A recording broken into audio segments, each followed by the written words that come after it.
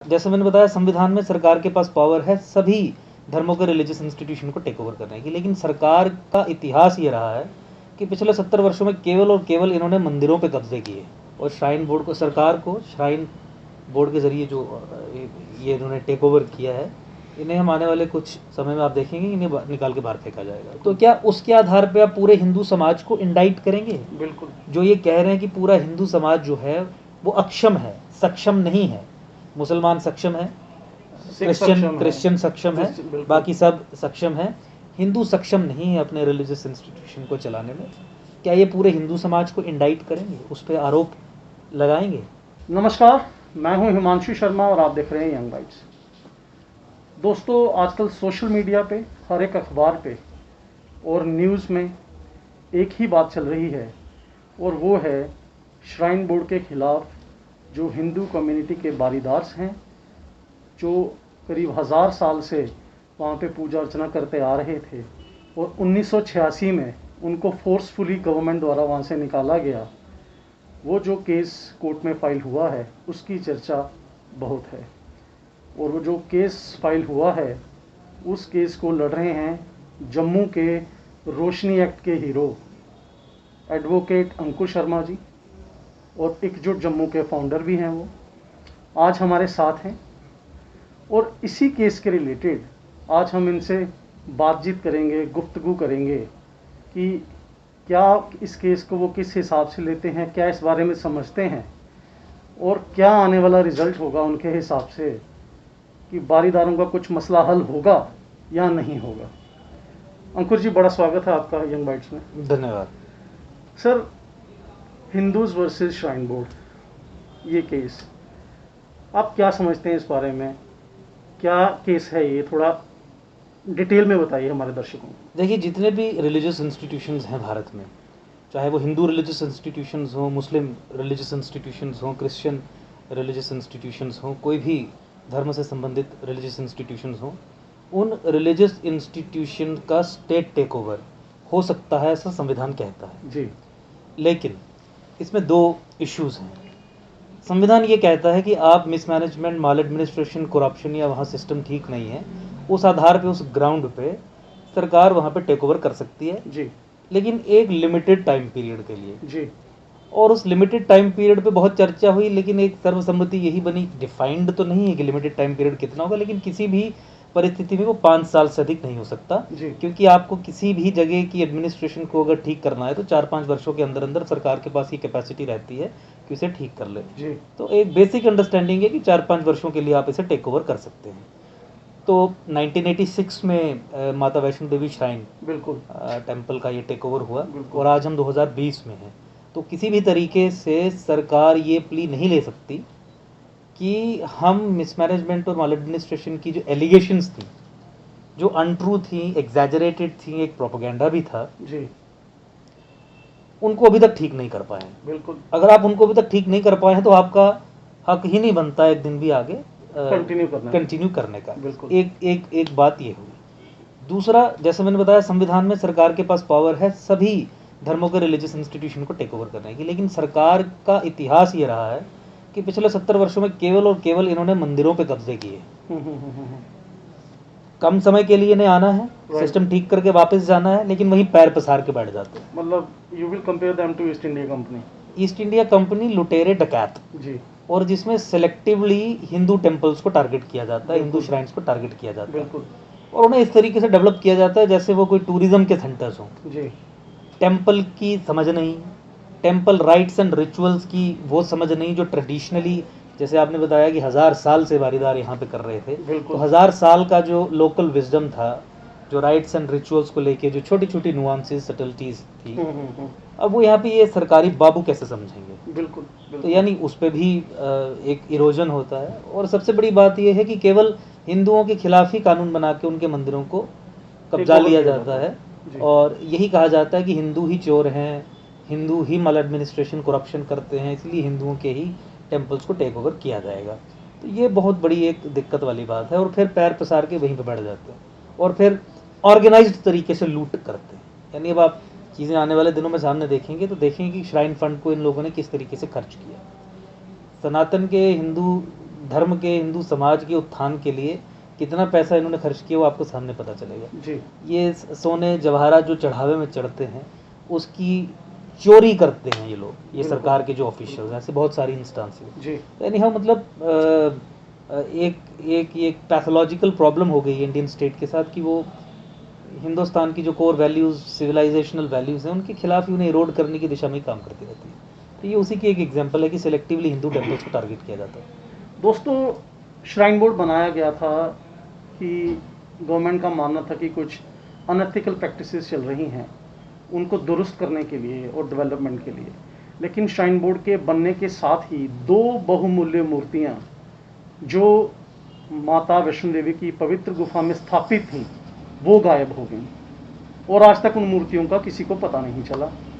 एक मूर्ति महाकाली की थी जो 600-700 साल पुरानी मूर्ति थी और जिसकी अंतर्राष्ट्रीय बाजार में कीमत करोड़ों रुपए की होगी, वो मूर्ति कहाँ गई वो आज तक किसी को पता नहीं चला। डॉक्टर करण सिंह के द्वारा भेंट की गई सोने की मूर्ति, माता वैष्णो देवी की मूर्ति, वो भी गायब हो गई, किसी को पता नहीं चला। आरटीआईज हैं लेकिन श्राइन बोर्ड आरटीआई का वो जवाब बिल्कुल भी नहीं देते और हिंदू श्रद्धालु आज भी उन 2 मूर्तियों के बारे में पूछते हैं और ये केस अब जब कोर्ट में है तो उन मूर्तियों के बारे में भी श्राइन बोर्ड से पूछा जाएगा। अंकुर जी, क्या कुछ ऐसे केसेस हैं इंडिया में जहाँ पे कोर्ट ने डायरेक्ट किया हो गवर्नमेंट को कि इस पर्टिकुलर टेंपल को अब छोड़ दिया जाए या इसके जो पुराने देखरेख करने वाले थे, पूजा करने वाले थे, उनको राइट्स दिए जाएं या पार्टनरशिप दी जाए? क्या ऐसा कोई अभी तक केस है?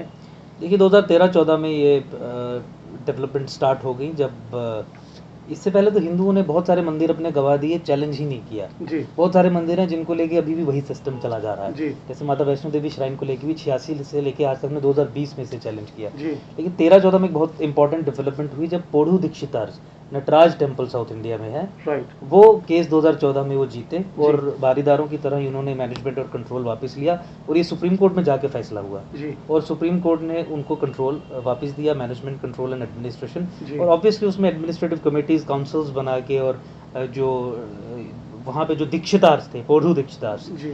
उनका जो डिफाइंड रोल था उसमें उनको एडजस्ट करके हिंदू समाज को वापस दिया। राइट। वैसे भी आपने देखा होगा पद्मनाभा स्वामी टेम्पल का केस, जहाँ पे रॉयल फैमिली जिसने वो अभी मंदिर रिसेंट केस है। जिसने वो मंदिर बनाया था जी। उनको शेबाइट डिक्लेयर करके सुप्रीम कोर्ट ने सारा मैनेजमेंट और कंट्रोल उनके हाथ में दिया।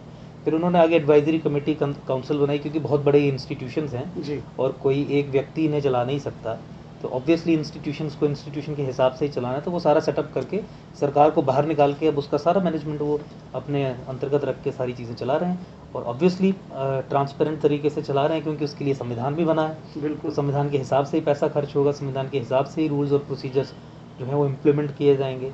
तो ये and we also have a very foolproof and full fledged case और श्राइन बोर्ड को, सरकार को श्राइन बोर्ड के ज़रिए जो ये इन्होंने टेक ओवर किया है, इन्हें हम आने वाले कुछ समय में आप देखेंगे इन्हें निकाल के बाहर फेंका जाएगा। ये इन्वेडर्स हैं, ये एनक्रोचर्स हैं। बिल्कुल। और जो कुछ समय के लिए आए थे ये कह के हम चीज़ें ठीक करेंगे, अब पैर पसार के वहाँ पड़ गए हैं। बिल्कुल। तो ये दीमक है, इस दीमक को ठीक करना ही पड़ेगा। बिल्कुल।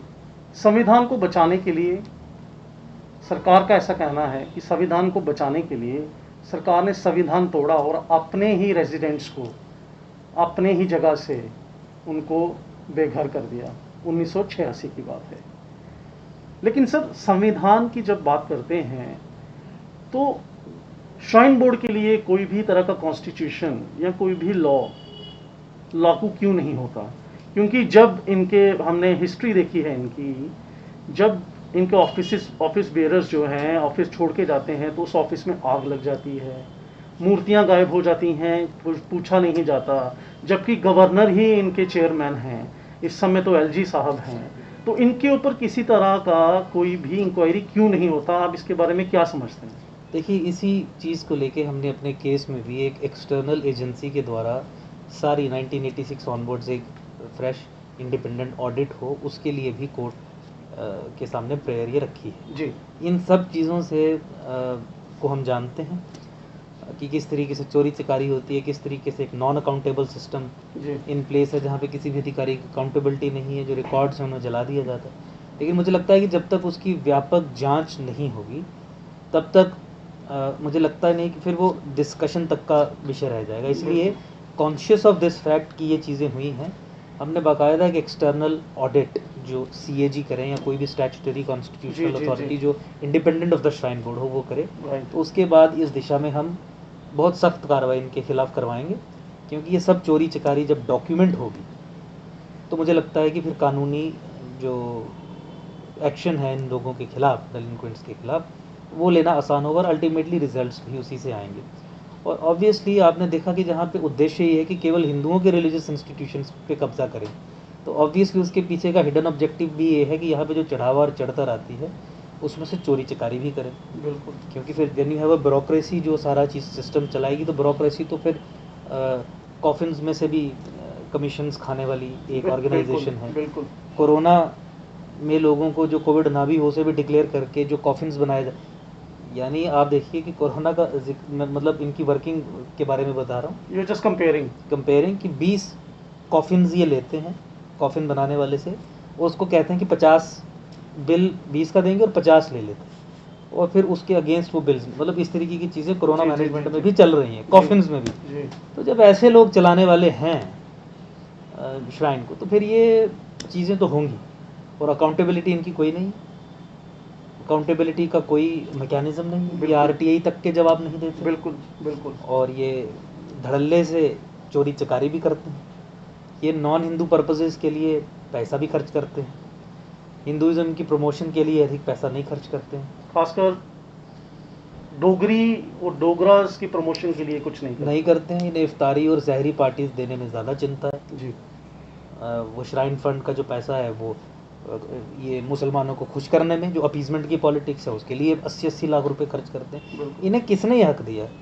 और मैं ये कहना चाहूँगा कि सरकार कौन है जो ये तय करेगी कि नारायणा हॉस्पिटल में किसे भर्ती किया जाएगा, किसे नहीं किया जाएगा? मैं इस पे आने वाला था।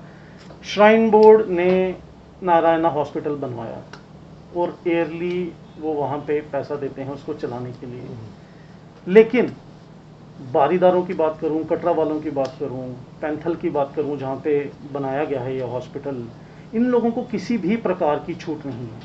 सिर्फ उनको छूट है जो श्राइन बोर्ड में काम करते हैं, और हमारे रियासी डिस्ट्रिक्ट से मेरे ख्याल से 10 या 15% या 20% ऐसे लोग होंगे जो वहाँ पे काम करते हैं। तो श्राइन बोर्ड का ये दायित्व नहीं बनता कि जो हॉस्पिटल बनाया गया था उसकी प्रायोरिटी, कोई डिस्काउंट फैसिलिटी वो लोकल रेजिडेंट्स को दी जाती, या जो यूनिवर्सिटी बनाई गई थी उसमें कोटा रियासी डिस्ट्रिक्ट के लिए रखा जाता, स्पेसिफिकली कटरा के लिए रखा जाता, क्योंकि ये वही गुफा है जो बाबा श्रीधर ने 1064 एडी में ढूंढी थी, और आज उसी पे श्राइन बोर्ड अपना पैसा बना रहा है, और बिना किसी के पूछे, बिना लोकल रेजिडेंट्स को ध्यान में रखते हुए, बारीदार्स को ध्यान में रखते हुए वो पैसा धड़ल्ले से खर्च कर रहा है। देखिए, मुझे लगता है कि लोकल पॉपुलेशन और लोकल एरिया की डेवलपमेंट के लिए जो काम श्राइन बोर्ड को करने चाहिए थे वो श्राइन बोर्ड ने नहीं की जी। लेकिन अगर हम इस विषय को लेके अधिक चर्चा करेंगे तो फिर जो असली हमारा टॉपिक है वो कहीं छूट जाएगा। जी। देखिए, श्राइन बोर्ड और सरकारी कंट्रोल एक इलेजिटिमेट एंटिटी है। बिल्कुल। हमें श्राइन बोर्ड से कोई ये एक्सपेक्टेशन नहीं रखनी चाहिए कि ये हमें ये दें, ये हमें ये दें। ये डकैत हैं, ये एनक्रोचर्स हैं जिन्होंने समय से अधिक हमारे श्राइन्स पे कब्जा करके रखा है। बिल्कुल। हम इन्हें बाहर निकालेंगे, कानून के हिसाब से इन्हें बाहर निकाला जाएगा।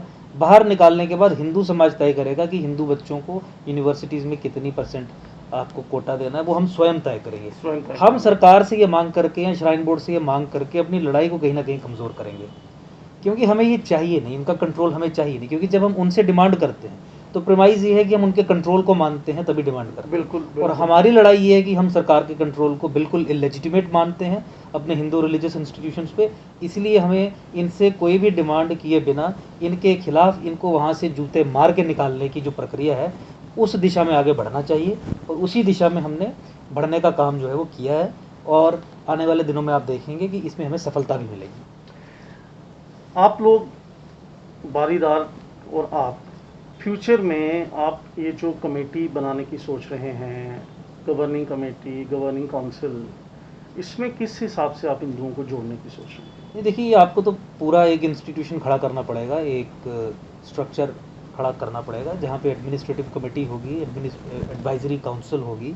इसमें ऐसे हिंदू होंगे जो चीज़ें मैनेज करेंगे जिनका प्रूवन ट्रैक रिकॉर्ड होगा हिंदुज़म के लिए काम करने का, जिन्होंने इंडियन सिविलाइजेशन को आगे या उसकी सिविलाइजेशनल नैरेटिव्स को बिल्ड करने के लिए पूरी दुनिया में ख्याति पाई है। और ऐसे कई लोग हैं जो सनातन के लिए काम कर रहे हैं। तो ऐसे लोगों को निर्णय लेने की ताकत, उनको उस जगह पे बैठाना, उसके लिए ये प्रॉपर स्ट्रक्चर्स बनाए जाएंगे। बारीदार्स का ये ट्रेडिशनल, इन्होंने तो ये shrine they established it, they founded it, 1000 साल से कर रहे थे। राइट्स एंड रिचुअल्स के ऊपर जो टोटल अथॉरिटी और कमांड है वो केवल बारीदार्स की है, उनकी जगह वहाँ पे रहेगी। मिलजुल के हिंदू समाज जो है बारीदार्स के ज़रिए ये सारी मैनेजमेंट, कंट्रोल और एडमिनिस्ट्रेशन चलाएगा। और हिंदू समाज के जो रत्न हैं, जो हिंदू समाज को बढ़ाने का काम, जैसे मैंने बताया कि जिनका प्रूवन ट्रैक रिकॉर्ड है, जिन्होंने किया है, ये एकेडमिक नहीं कहने के लिए कि नहीं मैं बहुत स्टॉन्च हिंदू, वो सफिशिएंट नहीं है। जिनका प्रूवन ट्रैक रिकॉर्ड है वो मिलके इसको चलाएंगे और फिर एक संविधान के हिसाब से ही चलेगा। देखिए, क्योंकि ट्रांसपेरेंसी का ज़माना है, अकाउंटेबिलिटी का ज़माना है, और अब हम ये मौका नहीं देंगे किसी को भी ये लांछन लगाने का कि अब भी श्राइन बोर्ड के जाने के बाद भी यहाँ पे सिस्टम ठीक नहीं है। तो बाकायदा एक highest standards of integrity follow करते हुए एक संविधान को पब्लिक डिस्कशन के साथ, हिंदू समाज के साथ डिस्कस करके फ्रेम किया जाएगा और उसके हिसाब से सारा काम होगा। और एडमिनिस्ट्रेटिव कमेटी और काउंसिल में आपके एक्सपर्ट्स होंगे, आपके जैसे मैंने बताया हिंदू धर्म को आगे बढ़ाने वाले, जिनका प्रूवन ट्रैक रिकॉर्ड होगा, उस तरीके के लोग होंगे। तो उसके लिए किया जाएगा। बहुत सारी सजेशंस भी आ रही हैं।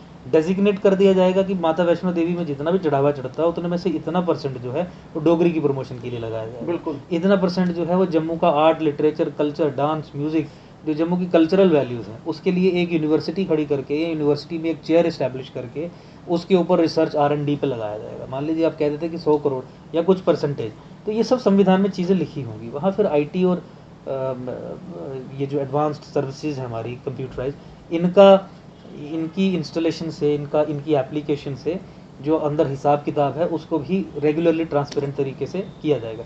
यानी इस तरीके का सिस्टम भी आप इन प्लेस में कर सकते हैं कि 1 घंटा पहले अगर 1 रुपया भी चढ़ा तो उसकी डिटेल इंटरनेट पे, वेबसाइट पे रिफ्लेक्ट हो गई, यानी हर कोई देख सके। ह्यूमन इंटरवेंशन को ख़त्म किया जाएगा। उसके लिए IT इनेबल्ड सर्विसेज सारी वो की जाएंगी। यानी इंटरनेशनल स्टैंडर्ड्स के हिसाब से एक सिस्टम ऐसा इस्टेब्लिश किया जाएगा ताकि ये जो शक्तिपीठ है, ये माता का जो अबोर्ड है, ये एक ऐसा एरिया बने जो जितना ये अभी है उससे 100 गुना ज़्यादा इसका विस्तार हो। Universities, gurukuls, educational institutions, hospitals, जहाँ पे हिंदुओं का BPL या डिसएम्पावर्ड कम्युनिटी का फ्री इलाज हो, नॉर्मल हिंदुओं का 50%, 60% पे इलाज हो, इस तरीके की चीज़ें की जाएंगी। हिंदू समाज के लिए ये इंस्टीट्यूशन काम करे, वैसा एक सिस्टम बनाया जाएगा which will be backed with a robust constitution and a robust, transparent, accountable administrative committee, advisory council. ये एक प्रिलिमिनरी अंडरस्टैंडिंग है। अब इसमें किस तरीके से चेंजेस की जाएंगी बेटर बनाने के लिए, वो आने वाले दिनों में जैसे सजेशंस आएंगी या जैसे ही एक्सपर्ट्स हमारे साथ, मतलब we are in contact with certain experts, तो वो बैठ के करेंगे तो इसे और इम्प्रूव किया जाएगा। ये एक प्रिलिमिनरी स्ट्रक्चर मैं ये आपको बता रहा हूँ कि इस तरीके से चलाया जाएगा, क्योंकि अनटिल अनलेस प्रोफेशनलिज्म और इंटेग्रिटी दोनों का समावेश हो, इतने बड़े इंस्टीट्यूशंस नहीं चलते। और एक्सपर्ट्स का काम एक्सपर्ट्स करेंगे विद अ कैविएट कि एक्सपर्ट्स केवल और केवल हिंदू होंगे, और पैसा जो है केवल और केवल सनातन और हिंदुज़म की प्रमोशन के लिए खर्च होगा, संस्कृत की प्रमोशन के लिए, डोगरी की प्रमोशन के लिए। हमारी हिस्ट्री की किताबें हमारे बच्चे यहाँ नहीं जानते, क्योंकि हमारे इतिहास पे, जम्मू के इतिहास पे इतना शोध ही नहीं हुआ। प्रोपेगेंडा है, झूठा इतिहास है। तो क्यों ना माता वैष्णो देवी श्राइन फंड से 100 करोड़ 200 करोड़ लगा के एक चेयर क्रिएट की जाए जो इन चीज़ों पे R&D करे, हमारे यहाँ के बच्चे अपने इतिहास को देखें, उसमें से फिर अपनी इंस्पिरेशन डिराइव करें और हमारा भी नाम, जम्मू का नाम भी आगे हो। अभी तो ये हज सब्सिडी और फलाना बैंकों को उधार और प्राइवेट ये अपनी बॉडीज़ को फ्री में, ये मतलब बिना उस तरीके से पैसा बांटते रहते हैं, श्राइन फंड पैसा। तो मुझे लगता है कि ये सारी चीज़ें जब बदलेंगी, ये तभी बदलेंगी जब हिंदुओं के हाथ में हिंदू रिलीजियस इंस्टीट्यूशंस का कंट्रोल है। जहाँ तक एडवोकेट अंकुर जी की बात करें तो उनका साफ कहना है कि आने वाले टाइम में जो अगर वो केस जीतते हैं या कोई इसमें पॉजिटिव रिजल्ट आता है तो एडवाइजरी काउंसिल्स जो कमेटीज़ बनेंगी, उनका बोर्ड को या जो भी ये कमेटीज़ बनाएंगे उसको तो सशक्त करना एक मिशन रहेगा, लेकिन साथ ही साथ जो सोसाइटीज़, जो लोग, जो एरियाज़ वैष्णो देवी के साथ जुड़े हैं, उनको भी सशक्त करना और डोगरी भाषा को सशक्त करना इनका एक मकसद रहेगा। और यहाँ पे मैं एक चीज़ और बता दूँ, श्राइन बोर्ड का जो सेलेक्टिव वीआईपी कल्चर है उसकी एग्जाम्पल हमें अभी देखने को मिली कि श्राइन बोर्ड का नारायणा हॉस्पिटल आम आदमी को कोविड के लिए एडमिशन नहीं देता, लेकिन अगर कोई बड़ा पॉलिटिशियन बीमार होता है तो उसको एडमिशन देगा। सर इसके बारे में क्या कहेंगे आप? नहीं, देखिए, मैं यही कह रहा हूँ कि सरकार क्यों तय करे कि श्राइन बोर्ड जो एक हिंदू, इनके हिसाब से self proclaimed Hindu shrine board है, उसमें सरकार क्यों तय करे कि वो किसे एडमिशन देगी, किसे नहीं देगी। बिल्कुल, अगर वो ऑटोनमस है तो वो उन्हें तय करना चाहिए। बिल्कुल, सरकारी रिकमेंडेशन बाइंडिंग क्यों है? बिल्कुल। तो ये इश्यूज जो हैं ये इसी बेसिक इशू से रिलेटेड हैं कि देखिए, this is a government controlled board, government appointed board, और सारा स्टेट कंट्रोल है आपका जो केस है एंडाउमेंट्स पे, प्रॉपर्टीज पे, हाँ। इंक्लूडिंग यूनिवर्सिटीज एंड वो, और उसी का ये सिम्टम है कि इस तरीके की चीज़ें होती हैं। आपका जो ये पूरा केस है जो इस समय कोर्ट में है, आपका कहना है कि आप सीधे सीधे श्राइन बोर्ड को ठुकराते हैं, आपको चाहिए ही नहीं है श्राइन बोर्ड। हमने कानून को चुनौती दी है जिस कानून के तहत श्राइन बोर्ड बना है। तो अगर ये केस हम जीतते हैं, और जिसका हमें पूर्ण विश्वास है कि जीतेंगे, क्योंकि law settled by the supreme court is clearly this कि स्टेट को, हिंदुओं को उनके रिलीजियस इंस्टीट्यूशंस वापस देने ही देने हैं, देने ही देने हैं। देने ही देने हैं। तो ये हम श्राइन बोर्ड को इससे ख़त्म करवा देंगे। कोई सीईओ नहीं होगा, कोई बोर्ड नहीं होगा, जो 11 मेंबर बोर्ड इन्होंने बनाया है, एलजी हो, गवर्नर हो, मुख्यमंत्री हो, इनका कोई कंट्रोल और कोई रोल नहीं होगा यहाँ पे बिल्कुल भी।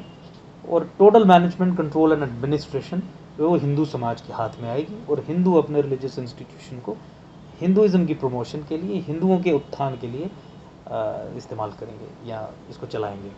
तो इसमें बोर्ड खत्म, बोर्ड का जो कंट्रोल है, चाहे नारायणा हॉस्पिटल पे हो, यूनिवर्सिटी पे हो, जितनी भी प्रॉपर्टीज़ हैं माता वैष्णो देवी श्राइन से जुड़ी हुई और एंडाउमेंट्स जिन्हें कहते हैं, उन सब पे सरकारी कंट्रोल बिल्कुल खत्म हो जाएगा। ये पोस्ट एबॉलिश हो जाएंगी। सर आखिरी सवाल, क्या स्टैंड है बीजेपी का या आरएसएस का या जो भी हिंदू ऑर्गेनाइजेशंस हैं, श्राइन बोर्ड का, गवर्नमेंट का कंट्रोल जो वैष्णो देवी पे है उसको लेके? उसके ऊपर अभी तक किसी पार्टी ने कोई जवाब आया है उनका? नहीं, देखिए, या आपको लगता है कि जवाब आएगा? तो ये बारीदार संघर्ष कमेटी की जो तरफ है, से पूछा? ये कमेटी की तरफ से पूछा गया था। उनकी जो स्ट्रगल है पिछले 34 साल से, 34 वर्षों से चल रही है। जी जी। तो वो अपनी स्ट्रगल में बहुत सारी चीज़ें, प्रोटेस्ट, वो सारी चीज़ें करते रहते हैं। इसी संदर्भ में जब ब्लैक डे भी मनाया गया, तो उसके बाद चूंकि बारीदार संघर्ष कमेटी के जो मेंबर्स हैं, जो ऑफिस बेरर हैं या समाज के जो लोग हैं, इनके साथ बहुत सारे प्रोमिसेस किए गए, और प्रोमिसेस किए हैं भाजपा और ये राइट विंग ऑर्गेनाइजेशंस ने, जो कहती हैं कि हम हिंदू ऑर्गेनाइजेशंस हैं। तो ये सवाल उन्होंने उनसे पूछा है। तो इसका जवाब आया या नहीं आया, मुझे लगता है कि पब्लिक डोमेन में ही आना था इस तरीके की चीज़ों का जवाब। लेकिन मुझे लगता है कि best people to address you on this, कि क्या उनको पर्सनली किसी ने बताया या नहीं बताया, वो बारीदार संघर्ष कमेटी के ऑफिस बेरर्स होंगे। लेकिन बुनियादी क्वेश्चन मुझे जो लगता है, जो आप पूछना चाहते थे और जो इसके बीच की अंडरलाइन एक चीज़ समझने की है, वो ये है कि देखिए, भाजपा हो या और हिंदू संगठन हो, अभी तक का इनका पब्लिकली स्टैंड यही रहा है कि हिंदू रिलीजियस इंस्टीट्यूशंस हिंदू ही चलाएं। जिस तरीके से सिख अपने रिलीजियस इंस्टीट्यूशंस को स्वयं मैनेज करते हैं, बिल्कुल, मुसलमान अपने रिलीजियस इंस्टीट्यूशंस को स्वयं मैनेज करते हैं, क्रिश्चियंस अपनी चर्चिस को और रिलीजियस इंस्टीट्यूशंस को स्वयं मैनेज करते हैं। सरकारी दखलंदाजी कोई नहीं होती, सरकारी बाबू सर पे कोई नहीं बैठा होता, बिल्कुल, दीमक की तरह या खून चूसने वाले उसकी तरह। बिल्कुल। वैसे ही हिंदू रिलीजियस इंस्टीट्यूशंस का कंट्रोल भी हिंदुओं के पास हो, ये एक स्टेटेड पोजीशन है। जब तक ये पार्टीज अपोजिशन में रही हैं, या जब तक इन पार्टीज ने इस इशू को उठाया है, जब इनकी कोई प्रतिद्वंदी सरकार पावर में हो या फैसला लेने के उसमें। अब बारीदार संघर्ष कमेटी का ये कहना है कि ever since the filing of this writ petition, जब से हमने ये केस कोर्ट में डाला है, तो एक स्लैंडर कैंपेन पूरे हिंदू समाज के खिलाफ भाजपा के कुछ नेता चला रहे हैं कि हिंदू समाज को वैष्णो देवी का कंट्रोल नहीं मिलना चाहिए जी। अब उन्होंने मुझे जो बताया वो ये है कि हम ये क्लैरिटी चाहते हैं इन ऑर्गेनाइजेशन से कि क्या ये उन नेताओं का व्यक्तिगत मत है या पार्टी पोजीशन। पार्टी का स्टैंड है, बिल्कुल। अगर ये पार्टी पोजीशन है तो क्या पार्टी ऐसे लोगों के खिलाफ कोई डिसिप्लिनरी एक्शन लेगी, उन्हें बाहर निकालेगी कि पार्टी स्टैंड के विरुद्ध जाके, हिंदुत्व के जो एक आइडियोलॉजिकल जो एक है उसके प्रिंसिपल्स के अगेंस्ट जाके, ये जो हिंदुओं को बदनाम करने का, हिंदू समाज को बदनाम करने का, कि ये कह रहे हैं कि हिंदू चोर होते हैं, श्राइन बोर्ड बढ़िया काम कर रहा है, इस तरीके से स्लैंडर कैंपेन ये चला रहे हैं, बिल्कुल, तो क्या उन पे कोई कार्रवाई करेगी या नहीं करेगी? तो अपना, और अगर उन्हें इम्यूनिटी के साथ ये स्लैंडर कैंपेन चलाने दिया जा रहा है, और बड़े बड़े नेता ऑफिस बेरर्स बड़ी बड़ी पोजीशंस पे बैठे हुए हैं जैसा उन्होंने बताया, तो फिर अपना स्टैंड क्लियर करें कि माता वैष्णो देवी श्राइन बोर्ड को लेके आपका क्या स्टैंड? क्या आप दोगले हैं? क्या आप डबल स्पीक आपकी है? तो मुझे लगता है एक लेजिटिमेट क्वेश्चन इन्होंने पूछा है, क्योंकि दे वर अटैक्ड बाय दीज पीपल, कि इन्हें तो यहाँ तक भी कहा गया कि आपको कोर्ट में नहीं जाना चाहिए था, और जो अरेंजमेंट्स इनको प्रपोज किए जा रहे थे वो ये कह रहे थे कि ठीक है 11 मेंबर में से 1-2 आपके लोग भी रख देंगे। जी जी बिल्कुल। तो देखिए किराएदार मकान मालिक बन गया और उन्हें कह रहा है कि भाई इतने बड़े बंगले में, इतनी बड़ी प्रॉपर्टी में एक आधा कमरा आपको भी देंगे। बिल्कुल बिल्कुल। तो ये तो कोई बात नहीं है। तो यानी भाजपा की जो सोच है इस इशू को लेके, और पिछले 6 सालों में जो इन्होंने निपटारा नहीं किया, वो कहीं ना कहीं हिंदू विरोधी सोच है। बिल्कुल। और हिंदुओं के साथ न्याय ना हो ऐसी सोच है। बिल्कुल। क्योंकि कोई बड़ी बात नहीं थी, they had they could have repealed it easily. Shrine board act को खत्म किया जा सकता था और हिंदुओं को कंट्रोल वापस दिया जा सकता था। ये कौन सी बड़ी बात है?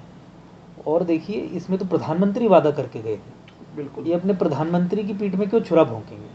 भाई प्रधानमंत्री को यहाँ की लोकल लीडरशिप ने बताया कि बारीदास का मुद्दा बहुत एक जेन्युइन मुद्दा है, तो नरेंद्र मोदी ने स्पीच में खुले तरीके से बोला कि बारीदारों की समस्याओं का हल करने के लिए आप भाजपा को वोट दें, और जब भाजपा की सरकार यहाँ बन जाएगी या भाजपा का कंट्रोल हो जाएगा तो बारीदारों की समस्या का निराकरण हो जाएगा।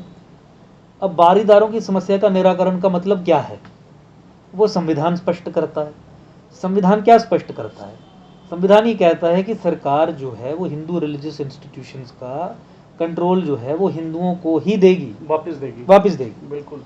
मान लीजिए उस समय सिस्टम ठीक नहीं था, 1986 में मान लीजिए करप्शन भी थी, मान लीजिए प्रॉपर डेवलपमेंट भी नहीं थी, तो इसी आधार पे आप समय वो जो लोग वहाँ चलाने वाले थे, जो मैनेजमेंट देखते थे, वो ठीक नहीं थे, तो क्या उसके आधार पे आप पूरे हिंदू समाज को इंडाइट करेंगे? बिल्कुल। जो ये कह रहे हैं कि पूरा हिंदू समाज जो है वो अक्षम है, सक्षम नहीं है।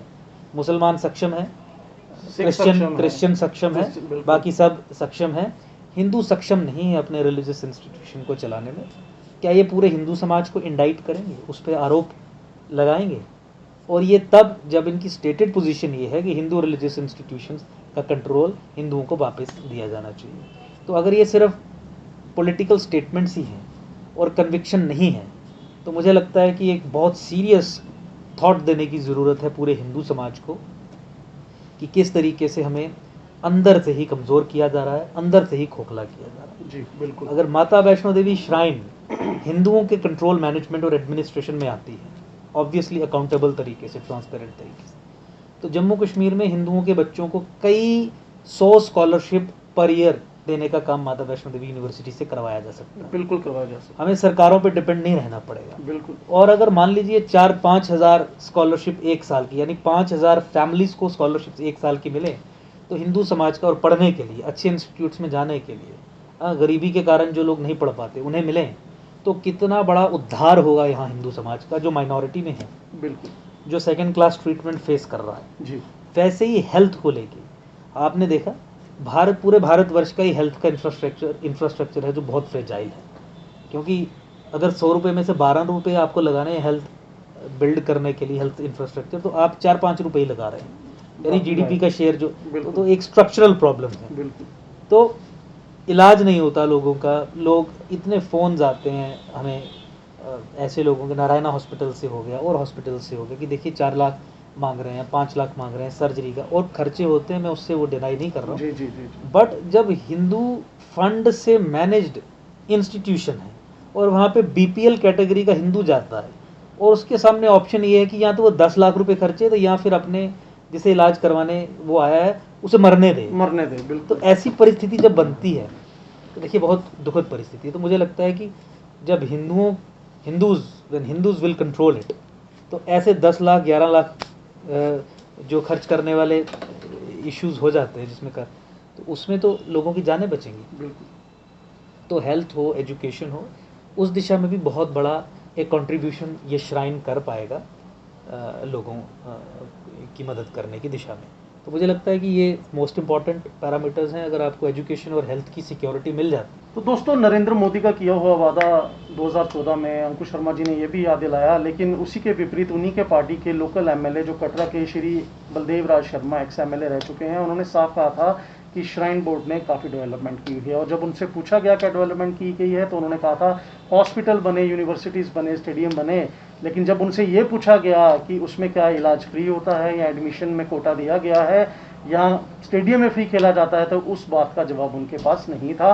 और यही कारण है कि आज श्राइन बोर्ड को कोर्ट में घसीटा गया है ताकि ट्रांसपेरेंसी लाई जा सके, श्राइन बोर्ड को एबॉलिश किया जा सके, उस एक्ट को एबॉलिश किया जा सके जिसने अभी तक कटरा को और आसपास के एरियाज को और बारीदार्स को डिप्राइव किया हुआ है उनके राइट से। देखिए मैं ये कह दूं, हिंदुओं के कंट्रोल में ये मैनेजमेंट अगर आएगी तो एक नहीं कम से कम 10 हॉस्पिटल जो हैं आने वाले 4-5 वर्षों में हम खोलेंगे। हिंदुओं के कंट्रोल में अगर ये आएगा तो एक यूनिवर्सिटीज़ नहीं, इंटरनेशनल स्टैंडर्ड की कम से कम 10 यूनिवर्सिटीज़, गुरुकुल्स और ये चेयर्स जो हैं वो इस्टेब्लिश की जाएंगी। तो दोस्तों, आपने सुना एडवोकेट अंकुश शर्मा ने क्या कहा। ये इस समय बारीदारों के साथ मिलकर कोर्ट में केस लड़ रहे हैं श्राइन बोर्ड के खिलाफ, और ये बिल्कुल इनका माइंड जो है पॉजिटिविटी से भरा है। इनका साफ कहना है कि कॉन्स्टिट्यूशन जो है अपना जो राइट है बारीदारों का उनको वापस देगी, ये लॉ उनको वो राइट वापस देगा, क्योंकि श्राइन बोर्ड लाया गया था डेवलपमेंट के लिए, रीस्ट्रक्चर करने के लिए, जो करप्शन हो रही थी उसको दूर भगाने के लिए, लेकिन वो ईस्ट इंडिया कंपनी बन के वहीं रह गया और आज 34 वर्ष हो चुके हैं। आप बने रहिए यंग बाइट्स के साथ। मैं हूं हिमांशु शर्मा, कैमरामैन वरुण शर्मा के साथ।